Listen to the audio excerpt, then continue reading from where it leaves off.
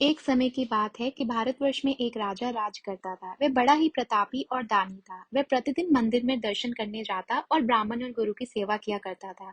उसके द्वार से कोई भी निराश होकर नहीं लौटता था तथा वह प्रत्येक गुरुवार को व्रत रखता एवं पूजन करता था। हर दिन गरीबों की सहायता करता था, परंतु ये सब बातें उसकी रानी को अच्छी नहीं लगती थी। वह ना तो व्रत करती और ना ही किसी को एक पैसा दान में देती थी तथा राजा को भी ऐसा करने के लिए मना करती थी। एक समय की बात है जब राजा शिकार खेलने वन के गए थे और घर पर रानी और दासी थी। उस समय गुरु बृहस्पति एक साधु का रूप धारण कर राजा के दरवाजे पर भिक्षा मांगने आए। रानी से भिक्षा मांगी तो वह कहने लगी कि हे साधु महाराज, मैं इस दान और पुण्य से तंग आ गई हूँ। मेरे से तो घर के ही कार्य समाप्त नहीं होते। इस कार्य के लिए तो पतिदेव बहुत है। अब आप इस प्रकार की कृपा करें कि ये सब धन नष्ट हो जावे तथा मैं आराम से रह सकूं। साधु बोले, हे देवी, तुम तो बड़े ही विचित्र हो। संतान और धन से कोई दुखी नहीं होता है, इसको तो सभी चाहते हैं। पापी भी पुत्र और धन की इच्छा करता है। अगर तुम्हारे पास धन अधिक है तो भूखे मनुष्य को भोजन कराओ, प्याऊ लगवाओ, ब्राह्मण को दान दो, धर्मशाला बनवाओ, कुआं तालाब आदि बावड़ी बाग बगीचा आदि का निर्माण करो तथा निधन मनुष्यों की कुंवारी कन्याओं का विवाह करवाओ और अनेकों यज्ञादि कर्म करो। इस प्रकार के कर्मों से आपके कुल और का नाम बढ़ेगा और परलोक सार्थक होगा एवं स्वर्ग की प्राप्ति होगी। परंतु ये सब बातें रानी को अच्छी नहीं लगी। वे कहने लगी कि हे साधु महाराज, मुझे ऐसे धन की कोई आवश्यकता नहीं है जिसको और मनुष्य को दान में दूं और जिसको रखने और संभालने के लिए तो मेरा सारा समय ही नष्ट हो जाए। साधु महाराज ने कहा कि हे देवी, अगर तुम्हारी ऐसी ही इच्छा है तो ऐसा ही होगा। मैं तुम्हें जैसा बताता हूँ तुम वैसा ही करना। बृहस्पतिवार के दिन घर को गोबर से लिपना, अपने केशों को धोना, केशों को धोते समय स्नान करना, राजा से कहना कि वह हजामत बनवाए, भागजन में मांस मदिरा खाना, कपड़ा धोबी के यहाँ धुलने को डालना। इस प्रकार 7 बृहस्पतिवार ऐसा करने से तुम्हारा सब धन नष्ट हो जाएगा। ये कहकर वह साधु जी वहां से अंतर ध्यान हो गए। रानी ने साधु के कहे अनुसार वैसा ही किया। 3 बृहस्पतिवार ये बीते थे कि उसका समस्त धन संपत्ति नष्ट हो गई और भोजन के लिए दोनों परिवार समय परिवार तरसने लगा तथा संसारिक भोगों को दुखी रहने लगा। तब वह राजा रानी से कहने लगा कि हे रानी, तुम यहाँ रहो, मैं यहाँ दूसरे देश को जाता हूँ क्योंकि यहाँ पर मुझे सब मनुष्य जानते हैं, इसलिए कोई कार्य नहीं कर सकता। देश चोरी परदेश भिक्षा के बराबर है। ऐसा कहकर राजा परदेश चला गया। वह जंगल में जाता और लकड़ी काट कर लाता और शहर में बेचता। इस तरह जीवन व्यतीत करने लगा। इधर राजा के बिना रानी और दासी दुखी रहने लगी। किसी दिन भोजन मिलता और किसी दिन जल पीकर ही रह जाती। एक समय रानी और दासी को 7 दिन बिना भोजन के व्यतीत हो गए। तो रानी ने अपनी दासी से कहा कि हे दासी, यहाँ पास ही के नगर में मेरी बहन रहती है। वह बड़ी ही धनवान है, तो उसके पास जाकर 5 सेर भेजर मांग कर ले आ, जिससे कुछ समय के लिए गुजर हो जाएगी। इस प्रकार रानी की आज्ञा मानकर दासी रानी की बहन के पास चली गई। तो रानी की बहन वह उस समय पूजन कर रही थी, क्योंकि उस रोज बृहस्पतिवार का दिन था। जब दासी ने रानी की बहन को देखा तो वह बोली कि हे रानी, मुझे तुम्हारी बहन ने भेजा है, मुझे 5 सेर भेजर दे दो। इस प्रकार दासी ने अनेक बार कहा, परंतु रानी ने उत्तर नहीं दिया, क्योंकि वह उस समय बृहस्पतिवार की व्रत कथा सुन रही थी। इस प्रकार जब दासी ने के कई प्रकार बार बोलने पर उत्तर नहीं मिला, तो वह बहुत ही दुखी हुई और क्रोधवश लौटकर अपने गांव को आकर रानी के पास आकर बोली कि हे रानी, आपकी बहन तो बहुत ही धनी स्त्री है। वह छोटे लोग की बात भी नहीं सुनती, क्योंकि मैंने उनसे इतना बोला तो उन्होंने कोई उत्तर नहीं दिया। मैं वापस चली आई। तो रानी बोली कि हे दासी, इसमें उसका कोई दोष नहीं है। जब बुरे दिन आते हैं तो कोई भी सहारा नहीं देता। अच्छे बुरे का पता विपत्ति में ही लगता है। तो जो ईश्वर की इच्छा होगी वही होगा। ये सब हमारे भाग का ही दोष है। इधर उस रानी की बहन ने सोचा कि मेरी बहन की दासी आई थी, परंतु मैं उससे नहीं बोली, इससे वह बहुत दुखी हुई होगी। यह सोच कथा को सुन वह विष्णु भगवान का पूजन समाप्त कर वह रानी अपनी बहन के घर चली दी। तो वहां पे आके वह अपनी बहन से बोली कि हे बहन, मैं बृहस्पतिवार का व्रत कर रही थी जब तुम्हारी दासी आई, परंतु उस समय कोई जब तक व्रत नहीं होता पूरा तब तक ना उठते हैं ना ही बोलते हैं, इसलिए मैं ना बोली। कहो दासी, क्यों आई थी? तो रानी बोली कि हे बहन, हमारे यहाँ अनाज नहीं था। वैसे तुमसे कोई बात छिपी नहीं है, इस कारण मैंने दासी को तुम्हारे पास 5 छेद भेजे लाने के लिए भेजा था। तो रानी की बहन बोली कि बृहस्पति भगवान सबकी मनोकामना पूरी करते हैं, देखो शायद तुम्हारे घर में भी अनाज रखा हो। इस प्रकार का वचन सुन रानी ने सुना तो वह अंदर गई, तो वह अंदर जाके उसने देखा कि एक घड़ा भेजर का भरा मिल गया। तब वह रानी और बांदी बहुत ही खुश हुई। तो दासी कहने लगी कि हे रानी, देखो वैसे ही हमको भोजन नसीब नहीं होता है, तो हम हर रोज ही व्रत करते हैं। अगर इनसे व्रत की विधि और कथा पूछ ली जावे तो हम भी उसको करा करेंगे। तब उस रानी ने अपनी बहन से पूछा कि हे बहन, बृहस्पतिवार के व्रत की क्या नियम है। तब रानी ने बहन को बताया कि बृहस्पतिवार के दिन व्रत में चने की दाल और मुनक्का से भगवान विष्णु को केले की जड़ में पूजन करें तथा दीपक जलावे, पीला भोजन करें तथा कथा सुने। इस प्रकार करने से गुरु भगवान प्रसन्न होते हैं, अन्न पुत्र धन देते हैं, मनोकामना पूरी करते हैं। इस प्रकार रानी और दासी दोनों ने निश्चय किया कि बृहस्पति भगवान का पूजन जरूर करेंगे। 7 रोज बाद बृहस्पतिवार आया तो उन्होंने व्रत रखा। दासी गुड़शाल से जाकर चना और गुड़ बिनकर लाई और उसकी दाल से केले की जड़ का तथा विष्णु भगवान का पूजन किया। अब भोजन पीला कहाँ से आए? दोनों बड़ी दुखी हुई, परंतु उन्होंने व्रत किया था तो इस कारण गुरु भगवान प्रसन्न थे। 2 थालों में सुंदर पीला भोजन लेकर आए और दासी को लेकर देकर बोले कि हे दासी, ये तुम्हारे और रानी के लिए पीला भोजन है, तुम दोनों भोजन कर लेना। दासी भोजन पाकर बड़ी प्रसन्न हुई और रानी से बोली, चलो रानी, भोजन कर लो। रानी को इस विषय में कुछ पता नहीं था, तो वह दासी से बोली कि तू ही भोजन कर, कि तू हमारी व्यर्थ में हंसी उड़ाती है। तो दासी बोली कि एक महात्मा भोजन देकर गए हैं। रानी कहने लगी कि वह भोजन तेरे लिए ही देकर गए होंगे, तू ही कर। दासी ने कहा, वह महात्मा हम दोनों के लिए 2 थालों में भोजन देकर गए हैं, इसलिए तुम और हम दोनों मिलकर भोजन करेंगे। इस प्रकार रानी और दासी ने गुरु भगवान को नमस्कार कर भोजन प्रारंभ किया और हर प्रत्येक बृहस्पतिवार को गुरु भगवान के व्रत और पूजन करने लगी। बृहस्पति भगवान की कृपा से रानी और दासी के पास बहुत सा धन हो गया, तो रानी फिर उसी प्रकार आलस्य करने लगी। तब दासी बोली, देखो रानी, तुम पहले के प्रकार आलस्य कर रही हो, तुम्हें धन रखने में कष्ट हो रहा है, इस कारण तुम्हारा सब धन नष्ट हो गया था।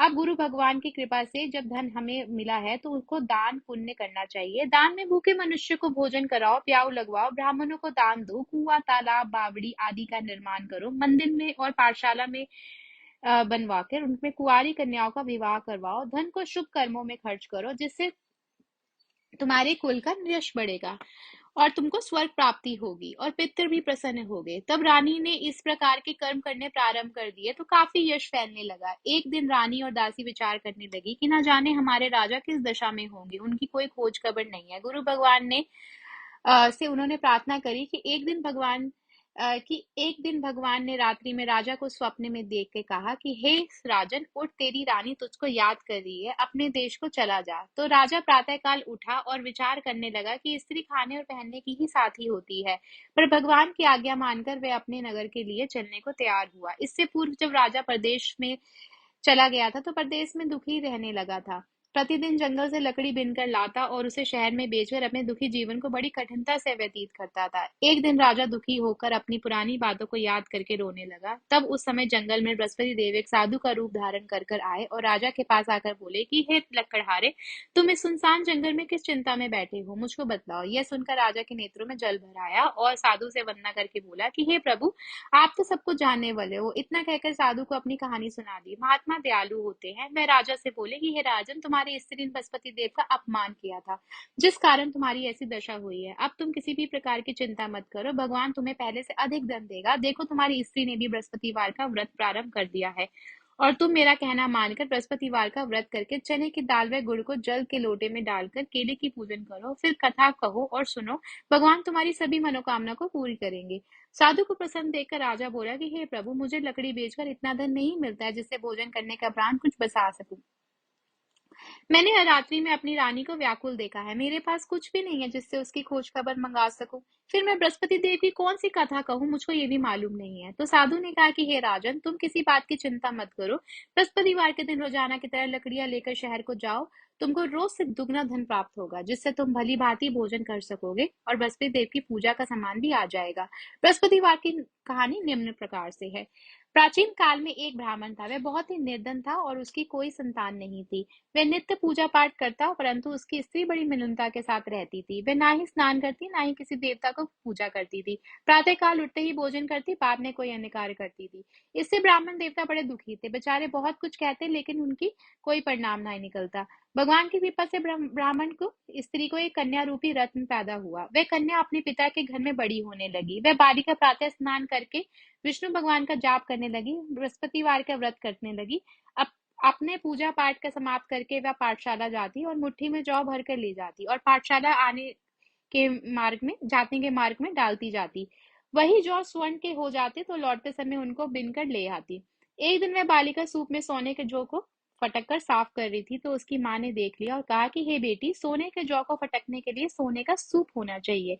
दूसरे दिन बृहस्पतिवार था तो इस कन्या ने व्रत रखा और बृहस्पति देव से प्रार्थना करके कहा कि हे प्रभु, यदि आपकी पूजा मैंने सच्चे मन से की हो तो मुझे सोने का सूप दे दो। बृहस्पति देव ने उसकी प्रार्थना को स्वीकार कर लिया और रोजाना की तरह वह कन्या जौ फैलाती हुई स्कूल को गई। जब लौटकर जौ बिन रही थी तो बृहस्पति देव की कृपा से रास्ते में उसको सोने का सूप मिल गया। उसे वे घर ले आई और उसमें जौ साफ करने लगी, परंतु उसकी माँ का वही ढंग रहा। एक दिन की बात है कि वह कन्या सोने के सूप में जौ को साफ कर रही थी तो उस समय शहर का राजपूत वहां से होकर निकला। इस कन्या के रूप और कार्य को देखकर मोहित हो गया और अपने घर आकर भोजन जल त्याग कर उदास होकर लेट गया। राजा को इस बात का पता लगा तो उसने मंत्रियों के साथ अपने पुत्र के पास गया और बोला कि हे पुत्र, तुम्हें किस बात का कष्ट है? किसी ने तुम्हारा अपमान किया है अथवा कोई और कारण है तो कहो, मैं वही कार्य करूंगा जिससे तुम्हें प्रसन्नता हो। तो राजकुमार ने अपने पिता की बात सुनी और अपने पिता से बोला कि हे पिताजी, आपकी कृपा से मुझे किसी बात का कोई दुख नहीं है और ना ही मेरा किसी ने अपमान किया है, परंतु मैं उस लड़की के साथ विवाह करना चाहता हूँ जो सोने के सूप में जौ साफ कर रही थी। ये सुनकर राजा आश्चर्य में पड़ गया और बोला कि हे पुत्र, इस तरह की कन्या का पता तुम ही लगाओ, मैं उसके साथ तुम्हारा विवाह अवश्य करवा दूंगा। राजकुमार ने अपने पिता के वचन सुनने के पश्चात उस लड़की के घर का पता बतलाया। राजकुमार के बताए हुए पते के अनुसार मंत्री उस लड़की के घर गए और ब्राह्मण कन्या का विवाह राजकुमार के साथ संपन्न हो गया। कन्या के घर से जाते ही पहले के भांति उस ब्राह्मण देवता के घर में गरीबी का निवास हो गया। अब भोजन के लिए भी अन्न बड़ी मुश्किल से मिलता था। एक दिन दुखी होकर ब्राह्मण देवता अपनी पुत्री के पास गए। बेटी ने पिता को दुखी देखकर अपनी माँ का समाचार पूछा तब ब्राह्मण ने सभी हाल कह सुनाया। कन्या ने बहुत सा धन देकर अपने पिता को विदा किया। इस तरह ब्राह्मण का कुछ समय सुखपूर्व व्यतीत हुआ। कुछ दिन बाद वही हाल हो गया। ब्राह्मण फिर अपनी कन्या के यहाँ चल दिया और सभी हाल कह दिया। तो लड़की बोली कि हे पिताजी, आप माता जी को मेरे यहाँ ले आइए, मैं उन्हें एक ऐसी विधि बता दूंगी जिससे आपकी गरीबी दूर हो जाए। वह ब्राह्मण देवता अपनी स्त्री को साथ लेकर बेटी के घर पहुंचा तो पुत्री अपनी माँ को समझाने लगी कि हे माँ, तुम प्रातः काल उठकर सर्वप्रथम स्नान आदि करके विष्णु भगवान का पूजन करो तो सब दरिद्रता दूर हो जाएगी। परंतु उसकी माँ ने उसकी एक बात ना मानी और प्रातःकाल उठकर अपनी पुत्री और बच्चों का झूठन खा लेती थी। एक दिन उसकी पुत्री को बहुत क्रोध आ गया। एक रात के वो कोठरी से सारा सामान निकालकर उसने अपनी माँ को उसमें बंद कर दिया। प्रातःकाल उसमें से अपनी माँ को निकाला तथा स्नान आदि करा के पूजा पाठ करवाया तो उसकी माँ की बुद्धि ठीक हो गई और फिर प्रत्येक बृहस्पतिवार को व्रत रखने लगी। इस व्रत के प्रभाव से उसकी माँ भी बहुत ही धनवान और पुत्रवती हो गई और बृहस्पति देव जी की कृपा से स्वर्ग को प्राप्त हुई। अतः वे ब्राह्मण भी सुखपूर्वक इस लोक को सुख को भोग कर स्वर्ग को प्राप्त हुए।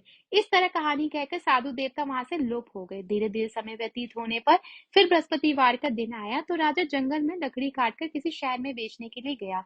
उससे उस दिन के अपेक्षा अधिक धन प्राप्त में हुआ। राजा ने चना गुड़ आदि लाकर बृहस्पतिवार का व्रत किया और उस दिन उसको सभी क्लेश उसके दूर हो गए। जब दोबारा बृहस्पतिवार आया तो वह व्रत ही करना भूल गया। इस कारण बृहस्पति भगवान बहुत नाराज हुए। उसी दिन उस नगर के राजा ने विशाल यज्ञ का आयोजन किया तथा शहर में ये घोषणा करवा दी कि कोई भी मनुष्य अपने घर भोजन ना बनावे तथा आग भी ना जलावे। समस्त लोग मेरे यहाँ भोजन करने आवे। इस आज्ञा को जो नहीं मानेगा उसको फांसी की सजा दी जाएगी। इस तरह से घोषणा को संपूर्ण नगर में करवा दिया गया। राजा के अनुसार शहर के सभी लोग भोजन करने गए, लेकिन लकड़हारा कुछ देर से पहुंचा, इसलिए राजा उसको अपने साथ ही घर को लेवा के ले गया। तो वहां ले जाकर उसने राजा को भोजन कराया और उसने रानी की दृष्टि स्वयं अपनी कुंठी पर पड़ी। उस कुंठी पर उसका हार नहीं लटका हुआ दिखा। वे वहां पर ना दिखाई देने की वजह से रानी ने हार को चोरी के अपराध में लकड़हारे को सिपाही बुलाकर उसको जेल खाने में डलवा दिया। जब राजा जेल खाने में गया तो वह बड़ा ही दुखी होकर विचार करने लगा कि ना जाने कौन से पूर्व जन्म के कर्म है जिसके कारण मुझे ऐसा दुख प्राप्त हो रहा है। फिर राजा उसी साधु को याद करने लगा जो जंगल में मिला था। उसी समय तत्काल बृहस्पति देव साधु के रूप में प्रकट हो गए और उसकी दशा को देखकर कहने लगे, अरे मूर्ख, तूने बृहस्पति देवता की कथा नहीं की, इस कारण तुझे ऐसे दुख प्राप्त हुए हैं। अब चिंता मत कर, बृहस्पतिवार के दिन जेलखाने के दरवाजे पर 4 पैसे पड़े मिलेंगे, उनसे तू बृहस्पति देव की पूजा करना और तेरे सभी कष्ट दूर हो जाएंगे। बृहस्पतिवार के दिन तुझे उसे 4 पैसे पड़े हुए मिले। राजा ने उसे पैसे की सहायता से अपना व्रत और पूजन किया। उसी रात्रि को जब राजा सो रहा था, तो बृहस्पति देव ने राजा के स्वप्न में आकर कहा कि हे राजन, तुमने जिस आदमी को जेलखाने की हार की चोरी के अपराध में बंद किया है, वह निर्दोष है, वह राजा है, उसे छोड़ देना। रानी की हार उसी कुंठी पर लटका हुआ है। अगर तू ऐसा नहीं करेगा तो मैं राज्य को नष्ट कर दूंगा। राजा प्रातः काल उठा तो रानी का हार उसी कुंठी पर टंगा देखकर लकड़हारे को बुलाकर क्षमा मांगी तथा राजा को योग्य सुंदर वस्त्र आभूषण देकर विदा किया। गुरुदेव की आज्ञा मानकर राजा अपने नगर को चल दिया। राजा जब नगर के निकट पहुंचा तो उसे बड़ा ही आश्चर्य हुआ। नगर में पहले से अधिक बाग, तालाब, कुएं, मंदिर तथा बहुत से धर्मशालाएं आदि बने हुए थे। राजा ने पूछा कि ये सब किसका बाग और धर्मशाला है। तब नगर के सब लोग कहने लगे कि ये सब रानी और दासी के हैं। तो राजा को आश्चर्य हुआ और गुस्सा भी आया। जब रानी ने ये खबर सुनी कि राजा आ रहे हैं, तो वह उसे अपनी दासी को बोली कि देख राजा देख राजा हमको कितनी बुरी हालत में छोड़कर गए थे। वे हमारी ऐसी हालत देखकर कहीं लौट ना जाए, इसलिए तू दरवाजे पर खड़ी हो जा। रानी की आज्ञा सुनकर दासी दरवाजे पर खड़ी हो गई। जब राजा आए तो उन्हें अपने साथ लिवा लाई। अब राजा ने क्रोध करके अपनी तलवार निकाली और पूछने लगे कि ये बताओ कि ये सब धन तुम्हें कैसे प्राप्त हुआ है। तब रानी ने कहा कि ये सब धन हमें बृहस्पतिवार के व्रत के प्रभाव से प्राप्त हुआ है। राजा ने निश्चय किया कि 7 रोज बाद तो सभी बृहस्पति देव की पूजा करते हैं, परंतु मैं रोजाना दिन में 3 बार कहानी कहा करूंगा और रोज व्रत किया करूंगा। अब हर समय राजा के दुपट्टे में चने की दाल बंधी रहती तथा दिन में 3 बार कहानी कहता। एक रोज राजा ने विचार किया कि चलो अपनी बहन के यहाँ हो आवे। इस तरह निश्चय कर राजा घोड़े पे सवार हो अपनी बहन के यहाँ चलने लगा। मार्ग में उसने देखा कि कुछ आदमी एक मुर्दे को ले जा रहे हैं, तो वह रोक के उनको कहने लगा कि हे भाइयों, मेरी बृहस्पतिवार की कथा सुन लो। तो वह बोले, लो, हमारा यहाँ आदमी मर गया है और इसको अपनी कथा की पड़ी है। परंतु कुछ आदमी बोले, अच्छा, कहो, हम तुम्हारी कथा भी सुनेंगे। राजा ने दाल निकाली और जब कथा आदि हुई कि मुर्दा हिलने लगा और जब कथा समाप्त हुई तो राम राम कह के वह मनुष्य खड़ा हो गया। आगे मार्ग में उसे एक किसान खेत में हल चलाता हुआ मिला। राजा ने उसे देखा और कहा कि अरे भैया, तुम पहले मेरी बृहस्पतिवार की कथा सुन लो। किसान बोला, जब तक मैं तुम्हारी कथा सुनूंगा तब तक 4 हरैया जोत लूंगा। जा अपनी कथा किसी और को सुनाना। इस तरह राजा आगे चलने लगा। राजा के हटते ही बैल पछाड़ खाकर गिर गए तथा किसान के पेट में बहुत जोर से दर्द होने लगा।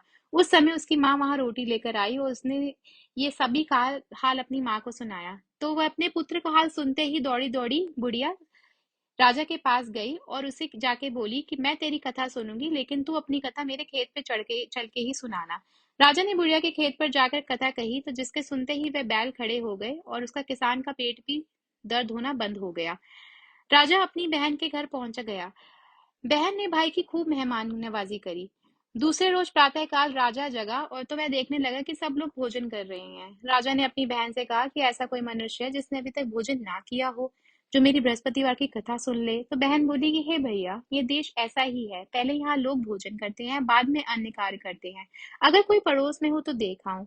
वह ऐसा कहकर चली गई, परंतु उसे ऐसा कोई व्यक्ति नहीं मिला जिसने भोजन ना किया हो। अतः वह एक कुम्हार के घर में पहुंची जिसका लड़का बीमार था।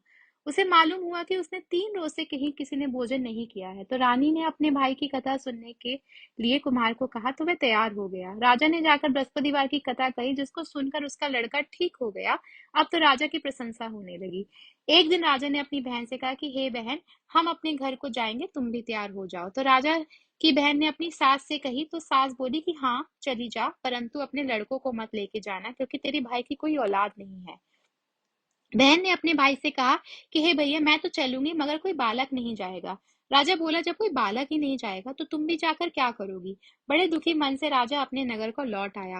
राजा ने अपनी रानी से कहा कि हम निर्वंशी राजा हैं, हमारा मुंह देखने का धर्म नहीं है और कुछ भोजन आदि नहीं किया। रानी बोली कि हे नाथ, जब बृहस्पति देव ने हमें सब कुछ दिया है तो औलाद भी अवश्य देंगे।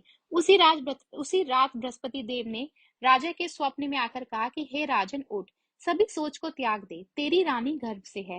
राजा को यह बात सुनकर बड़ी खुशी हुई।